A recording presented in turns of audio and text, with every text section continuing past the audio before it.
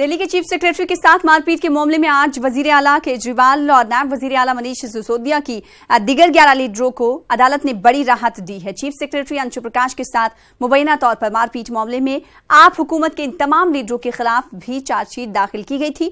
लीडरान पर इल्जाम था कि उन्होंने एक प्रोग्राम के दौरान अंशु प्रकाश से मारपीट की थी, जिसके तनाजुर में आज कोर्ट ने यह फैसला सुनाया है। बड़ी राहत इन तमाम को मिली है। हमारे साथ हमारे नुमाइंदे सुशील पांडे जुड़ चुके हैं। सुशील पांडे, दिल्ली की पटियाला हाउस कोर्ट ने बड़ी राहत इन तमाम को दी है।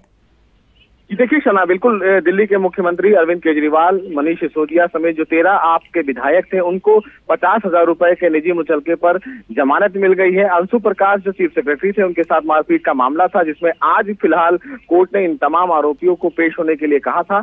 हालांकि ये जो तमाम आरोपी थे वो फिलहाल पटियाला हाउस कोर्ट में पेश हुए। इन लोगों को 50,000 रुपए के निजी मुचलके पर जमानत मिली है। हालांकि पटियाला हाउस कोर्ट ने जमानत देते हुए कुछ शर्तों को रखा है, जिसमें ये कहा है कि जो गवाह हैं उनसे संपर्क नहीं रखेंगे। पुलिस जब भी इन्वेस्टिगेशन के लिए इन तमाम आरोपियों को बुलाएगी, इन लोगों को उनके साथ कोऑपरेट करना पड़ेगा। हालांकि दिल्ली पुलिस ने अब मामले की सुनवाई के दौरान ये कहा कि इन तमाम आरोपियों को विदेश जाने से रोका जाए, विदेश न जाएं, जिस पर फिलहाल कोर्ट ने कोई अनुमति नहीं दी है। यानी कि अब ये साफ हो गया है कि अगर इन पूरे मामले में मुख्यमंत्री अरविंद केजरीवाल या डिप्टी सीएम मनीष सिसोदिया विदेश जाना चाहते हैं तो उन्हें फिलहाल कोर्ट से परमिशन लेने की जरूरत नहीं है।